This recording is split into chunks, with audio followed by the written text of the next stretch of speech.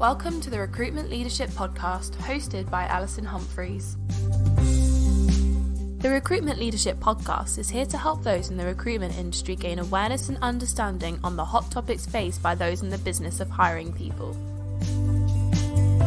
In each episode, Alison Humphries is joined by a fellow expert to offer professional knowledge, insight and advice on the biggest subjects affecting recruitment businesses.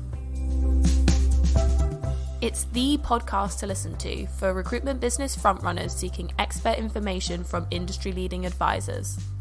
Welcome to the Recruitment Leadership Podcast.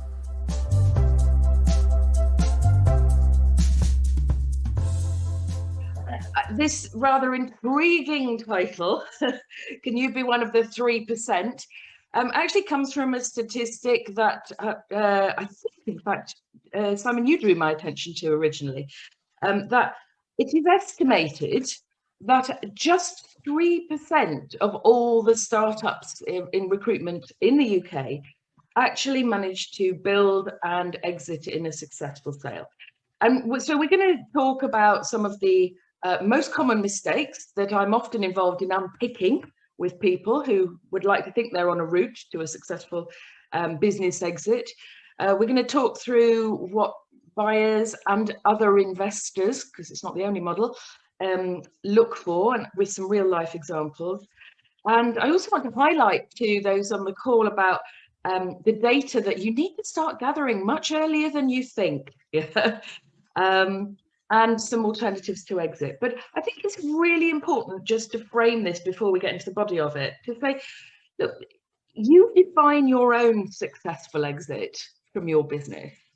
And there are many more ways to exit your business that can offer, a lot of wealth. They can offer great job satisfaction. You don't have to sell it in a trade sale. And there's absolutely no shame in you having a successful lifestyle recruitment business. It can provide a great income. For me, the job has always remained thrilling. It's so varied. You get from a very young, from very early stage in your career to work with some highly experienced business people or in whatever sector you're servicing. And so, it's not the be all and end all to sell, but a lot of people have heard those stories and they want to go down that. But there are alternatives. You can run a business that does good, that make people happy, that provides a safe employment for people for a time, or that just provides you with an income to retire on. What we're talking about today is mainly for those people who are looking to create a business that has capital value. In other words, it's got a value other than the fees that you invoice that can be sold. And so most of these points will apply to that, but I have to say that a lot of them could be applied equally just to build a good, resilient business. Okay, so just to let you know why I kind of feel a bit qualified to talk about this. Since the earth was still cooling, I have been working in recruitment about it's 85, and I joined Hays before it was even Hays, the recruitment business. And I was really lucky under a period of very high growth to be able to start two very successful businesses under the safety of the Hays umbrella and build those from scratch. One, it was Hays Personnel, as it became, and the other was Hays Training. And I moved from there to Robert Half International, finance recruiter again. It's a Fortune 50 company, I think, still. And I was able to build on frankly, a bit of a basket case in the north and build it into a very profitable region. And I moved around 2000 into the very sexy and different business of statement of works and recruitment process outsourcing. And I did that again from scratch for two further PLCs with considerable success. It's a whole different ball game. And I was, suddenly negotiating contracts that generated what you can see there, 2 million net profit in their first year. So very different kind of sales process. And then much more recently, 2016, 17, I joined a business where I was the non-exec, and I joined the full-time as MD to really push through towards a fairly substantial trade sale. I can't tell you how much we sold the business for, but you can do your own calculations, or will be able to after this presentation, based on the statistics that are there. And yeah, critical to that dramatic profit growth was starting a statement of works business. But I'd just like to point out that the figures you can see here, 1.2 mil growing to 4.2 mil is net profit. So you can perhaps imagine how much the sales had to grow in order to achieve that. Okay, now along the way, there have been a lot of things that I haven't got right, and a lot of things that took me a while to learn that I want to share with you today. And it's easy with the benefit of hindsight to see if I'd known that sooner or understood properly the impact of my own behaviour sooner, then maybe things would have gone differently or faster, whatever. But when you're in it, it's quite difficult to see, isn't it? So for me, this is 35 years has been a very long process of learning and reflection. You know, every day's a school day. And I want to start when talking about mistakes, about looking at some of the big ones that I can now see I made, and they were what I can only describe as behavioural mistakes. And possibly the biggest impact on your chances of building towards a successful exit event are in fact about the leadership's behaviours. So let me just take you through the ones that really ring true to me. The first one I recognise, and this is from early in my career, is that moonshot thinking is no replacement for actually planning. So when I started to actually run businesses, which was in the 1990s, there were an awful lot of books coming out about leadership and vision. So we had Daniel Goleman, Emotional Intelligence, came out in 1990, 7 Habits, Stephen Covey, everyone loves that, around the same time. But there was a big theme that business leaders had to have vision. There were a lot of truisms around, like leaders do things right, managers just do the right thing, yeah? And that leaders were all about charisma, whereas managers were about checking and monitoring. And, you know, I was young and impressionable enough to literally drink the Kool-Aid on this. There's a phrase that still sticks in my mind, and it just makes me wince when I hear it. If you can believe, you can achieve. Actually, no. So this was something I had to learn by basically moonshotting, being charismatic, and then not getting the results that I was looking for. The first thing you have to understand is that you need to be both a leader and a manager. In other words, you need a plan to actually affect that vision and turn it into reality. The people need the how, and that can get down into some real nitty-gritty detail. So if you're talking about being the market leader and having a turnover of £100 million, whatever, then you're actually going to have to work out how you're going to do that. What is the headcount and the roles that you will need? And an organogram for each of the next 3 years will put some sense behind your hiring, for example. A budget and forecast, and it goes without saying, it needs to be there so that you can see not just how many salespeople you need, but what kind of non-salespeople you might need to support that. But above all, you need to know that the market exists and who there is to sell to and what's a realistic market share, and then go about that in a methodical way. And yeah, it took me a long time to actually get my head around that. So when I finally did, and I think by then I was at Robert Half, and I mentioned before that I sort of inherited a basket case of the north of the country, those offices for Robert Half. And they had a really erratic permanent billing and almost no temporary billing through a brand called Account Temps to speak of. So, and no systems for BD, no processes for follow-up and to keep clients.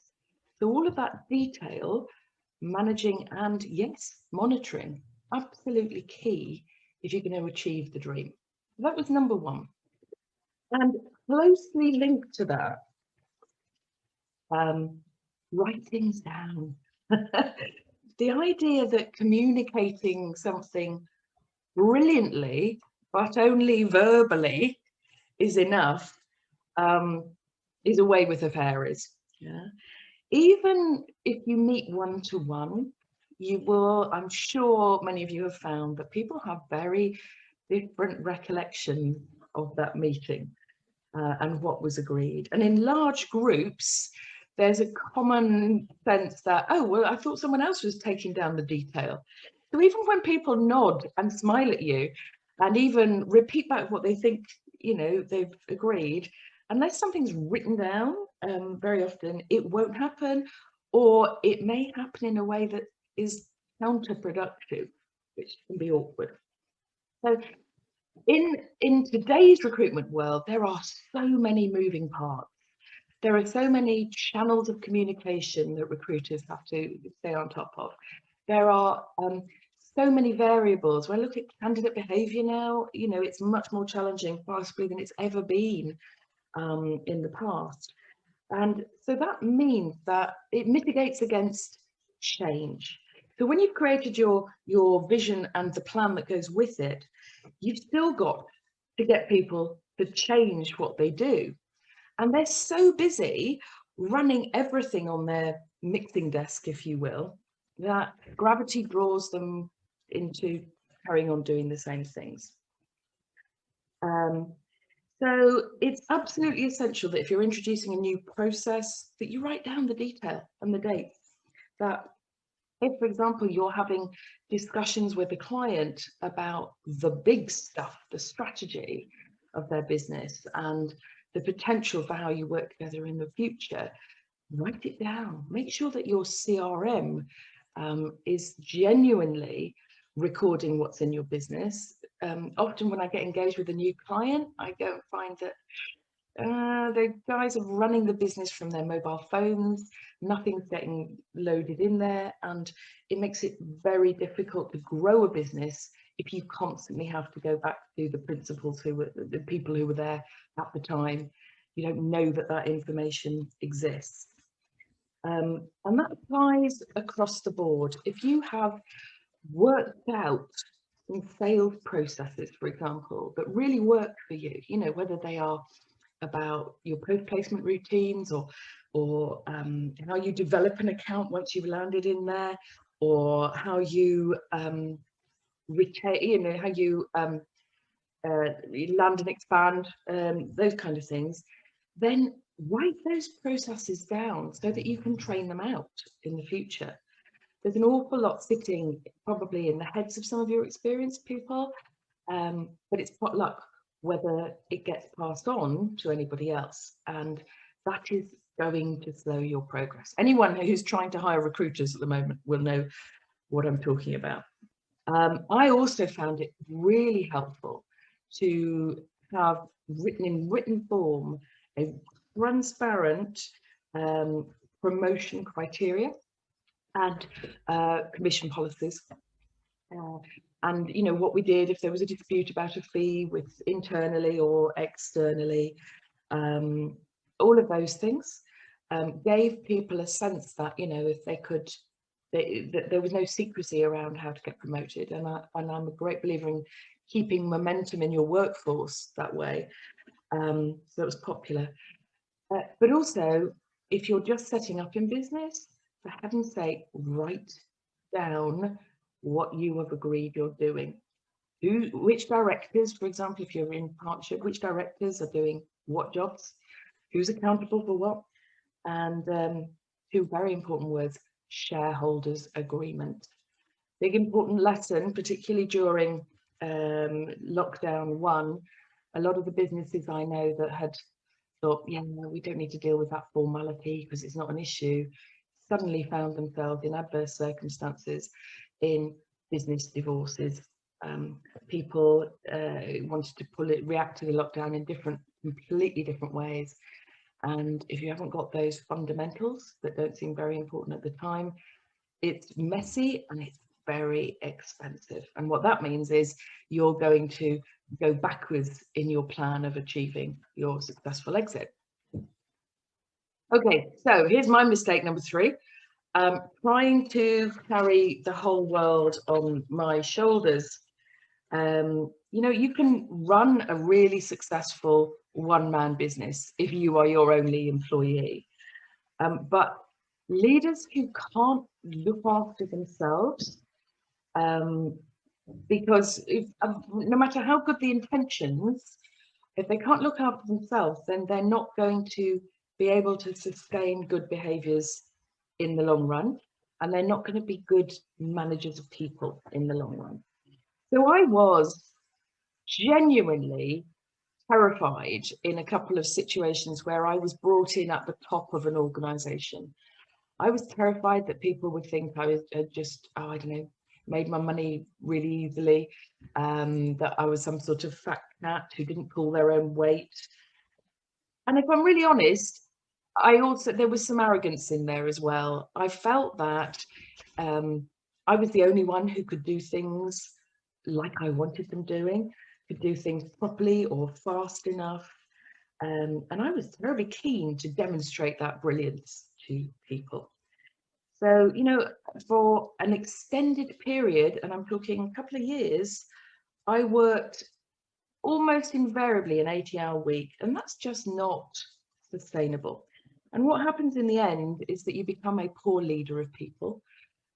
You flake out, and I don't mind sharing with you that I ended up being taken to hospital in an ambulance because of that stress.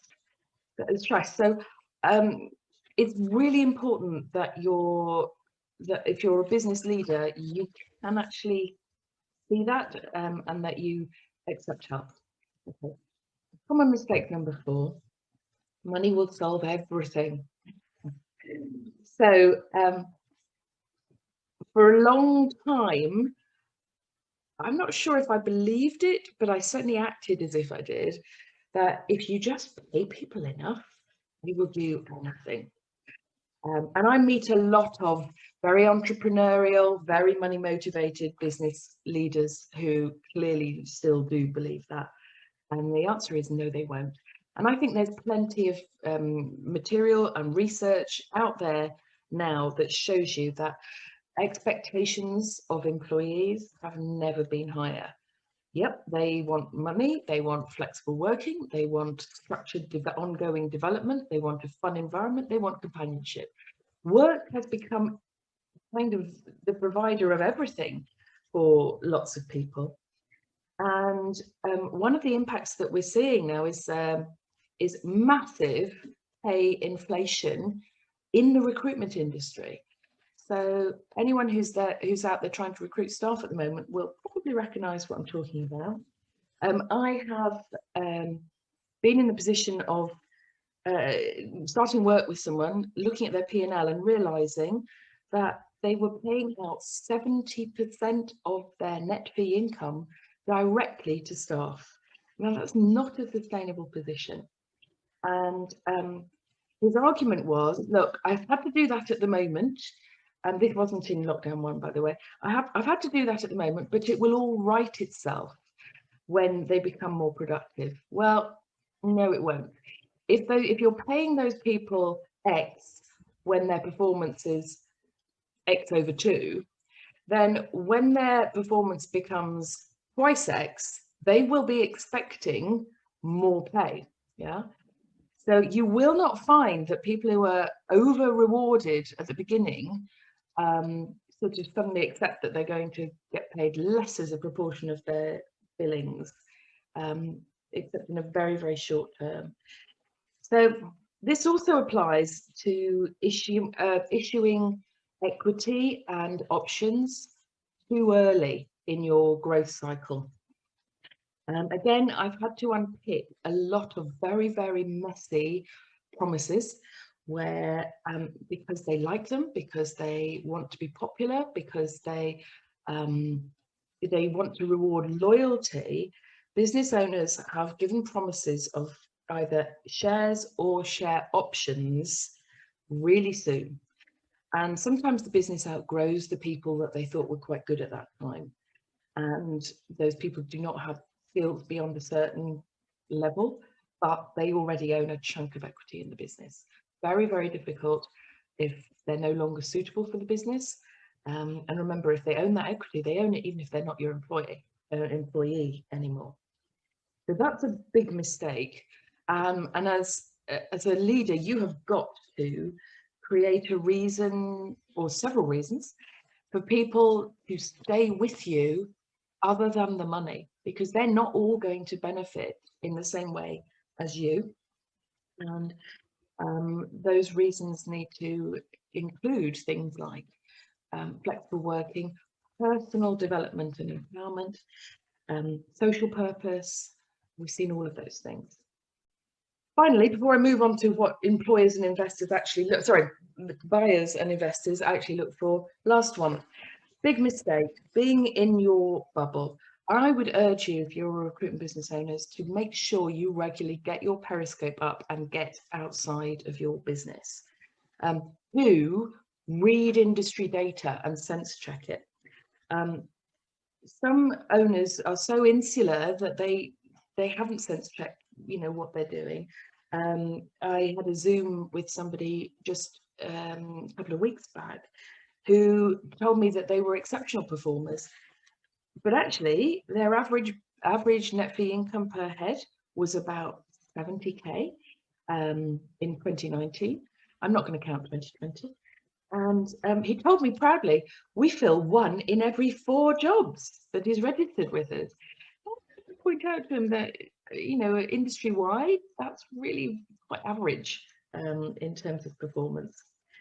So if you don't sense check how you look from the outside and how you might look to other people, you will be very vulnerable to making unwise decisions.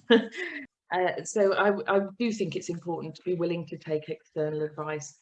I have some reservations about straight peer-to-peer learning groups, because very often those people have no more experience than you do, if you remember, and it's impossible to know whether something that's worked for them is going to work for you.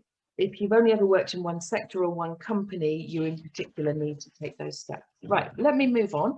And I want to come basically into what buyers and investors want to see. There are 5 slides on this, so just bear with me. I've tried to break the things into general headings, but they are generally quite widely known. These are the things.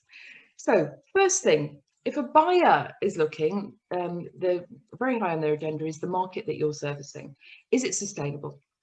So is it sustainable, and ideally, is it growing? And the more data that you can have about that, the more convincing your sale, and therefore the better chance you've got of achieving a higher multiple. But this particularly applies to trade sales, where you might get acquired by another bigger recruitment group. They are going to look for businesses that fit into their portfolio of customers, where there's potential for cross-selling, and therefore specialists.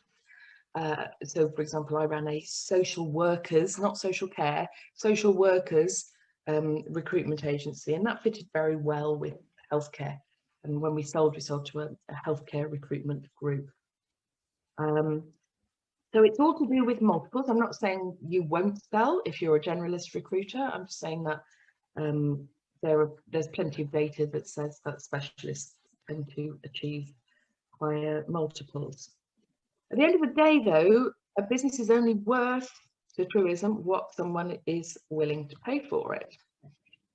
So how else can you affect that multiple? Well, buyers and investors really want to see some visibility of where money's coming from. And that's hardest to demonstrate if you are a purely permanent contingent business. So what they want to see is what you might broadly refer to as annuity income.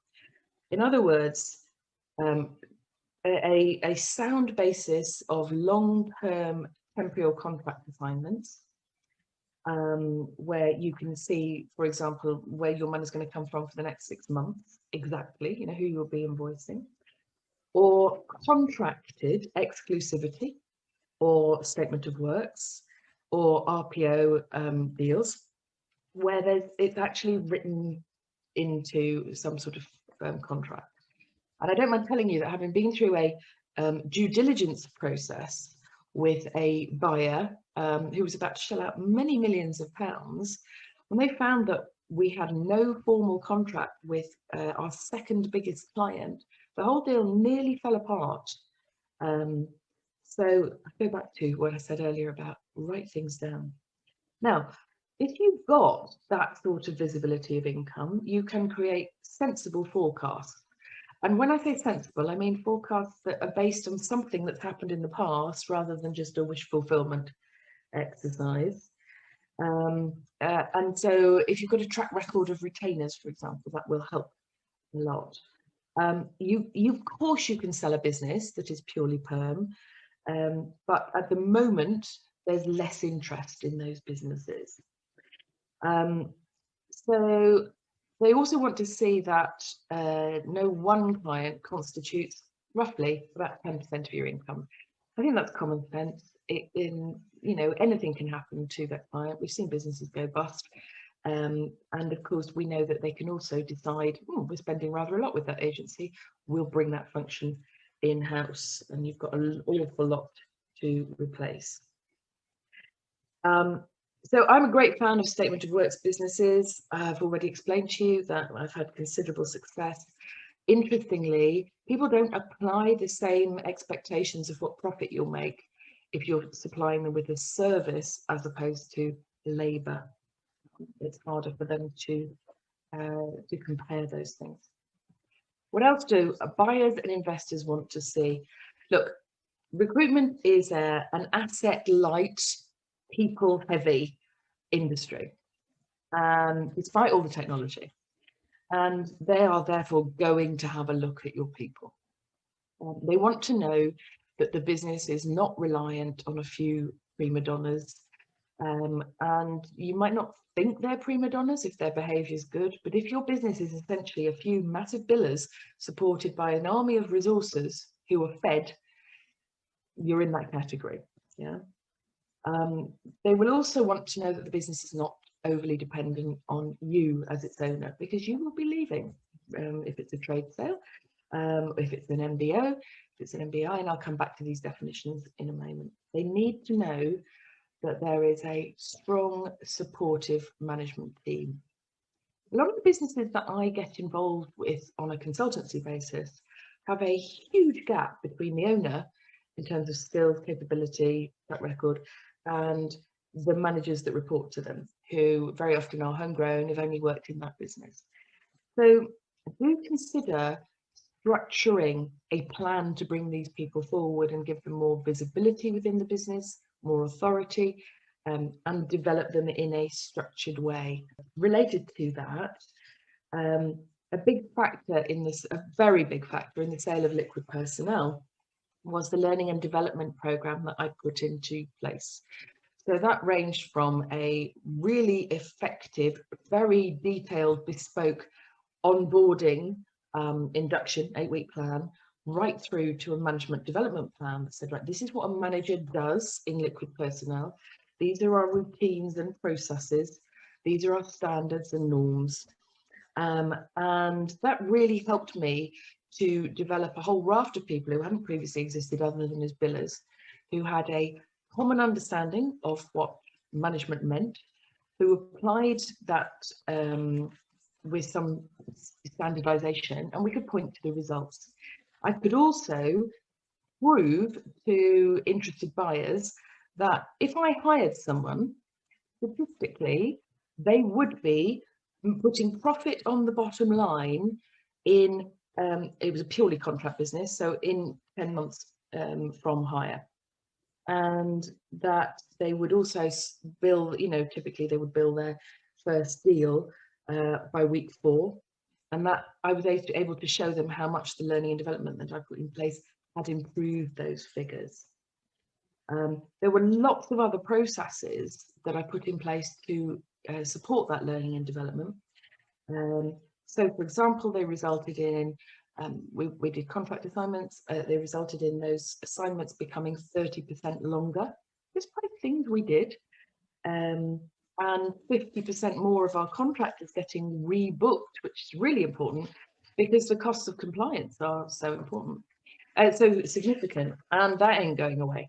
So reliable, repeatable hiring performance, and of course, staff attrition has to be reasonable. So I was able at that time to show statistically that post probation, I had staff turnover of 5%.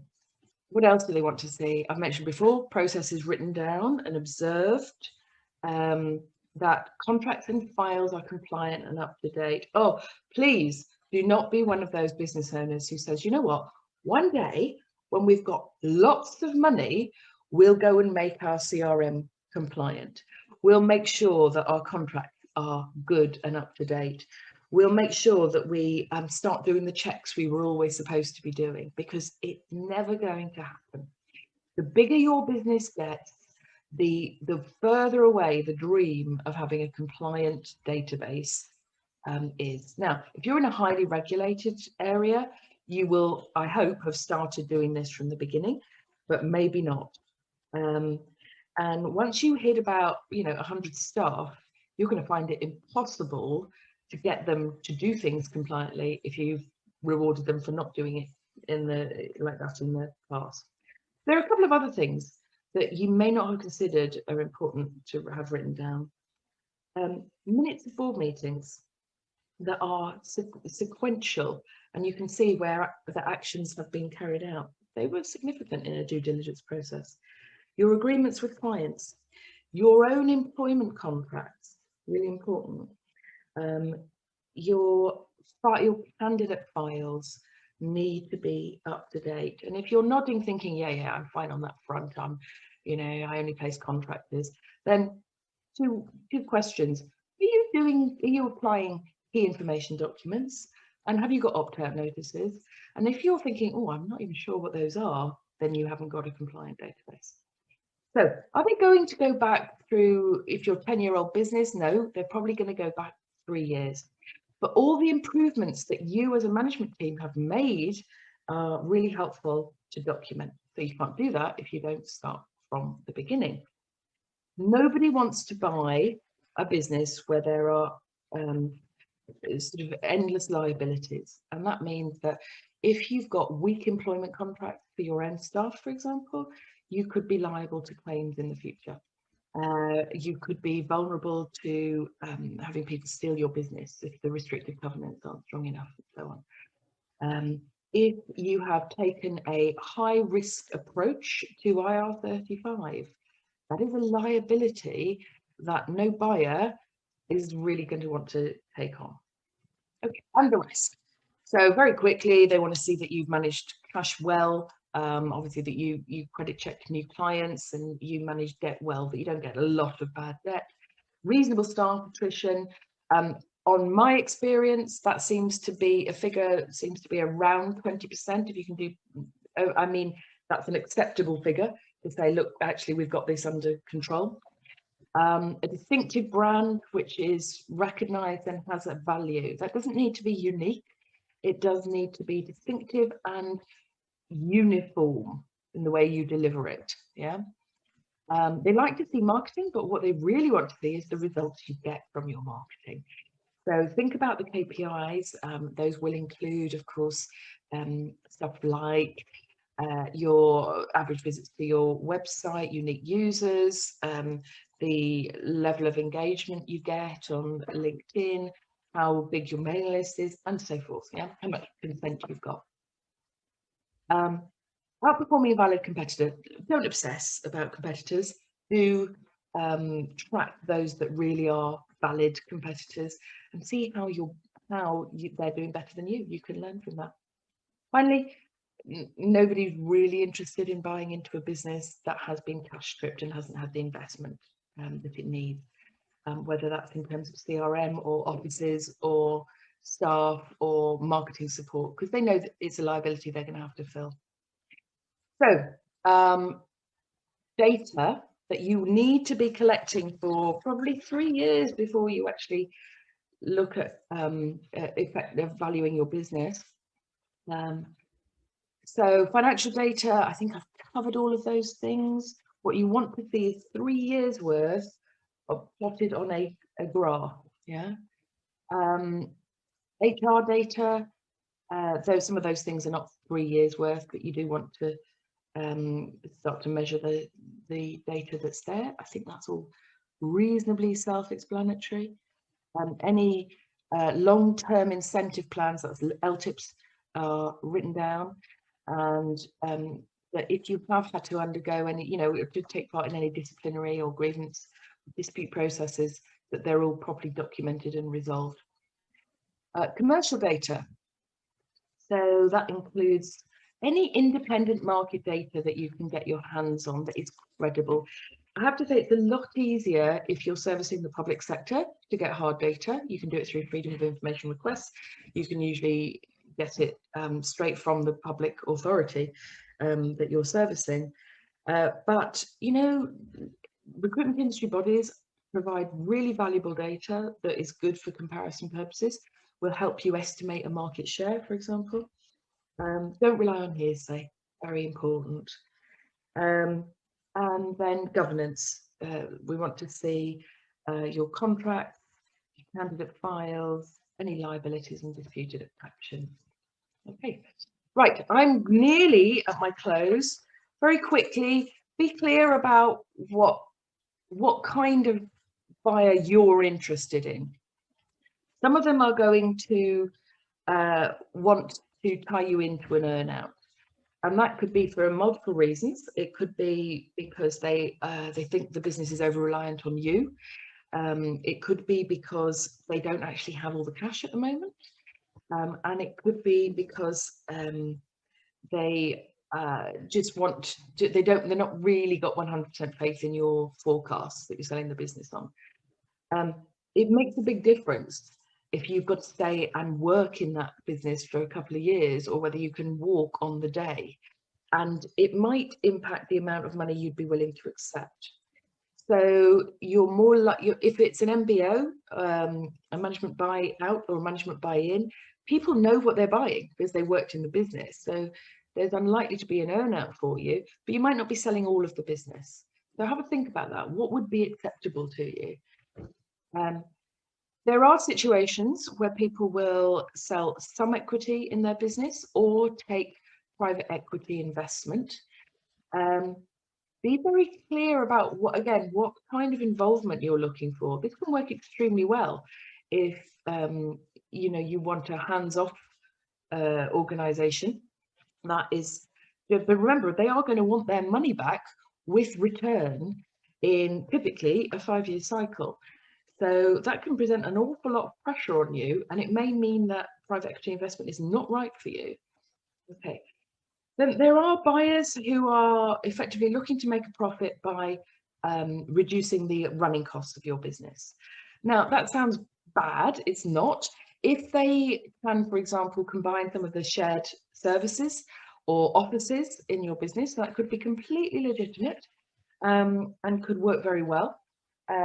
But a lot of the business owners I work with actually they want to leave a legacy, and they want to be sure that the people they leave behind are going to be safe in their jobs, are going to, that the business is going to continue to be run along certain lines. And if that's you, then you probably need to avoid a straight trade sale or selling all of your equity. There are some sales that leave very poor outcomes, and you know what, even if you're not involved, it does actually still leave a bad taste in some people's mouth. So think about planning the right exit for you. There are lots of alternatives. I've mentioned trade sales, private equity investment, and MBOs. An employee ownership trust is an area that is getting a lot of interest in recruitment at the moment. It's for those who aren't familiar with it, it's the John Lewis model, where the people that own equity in the business can sell from 60 to 100% of their ownership to a trust, of which they may or may not be trustees, and all staff become members of that trust for the time that they are in employment. So people can still come and go, they can still get fired, whatever, and they are no longer beneficiaries of the trust, but the trust has to be shared equally. There's also been, quite famously, Cordant recently, I think about 2017, became a social enterprise. In other words, they capped the profit that the family were going to take from the business. They fixed the limit on the pay gap ratio, in other words, the difference between the lowest paid employee and the chief exec.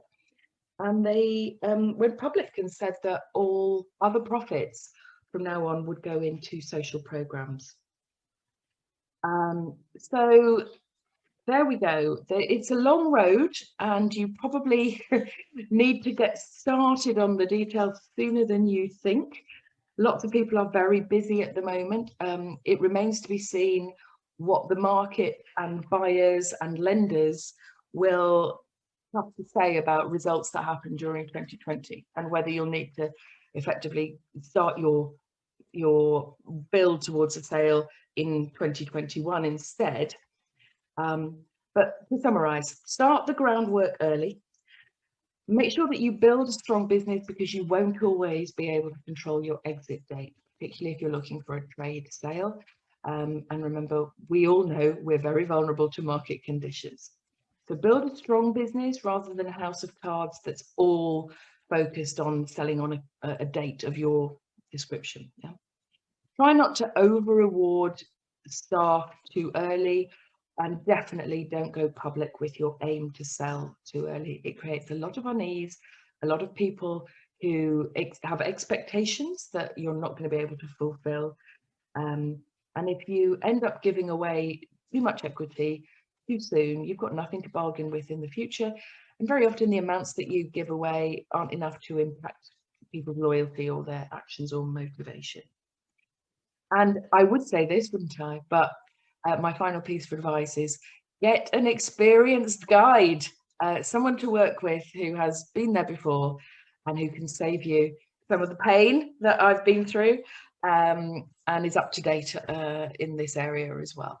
If anyone is interested in seeing those slides, just please get in contact with me via alison@recruitmentleadership.co.uk, and I'll be happy to have a chat.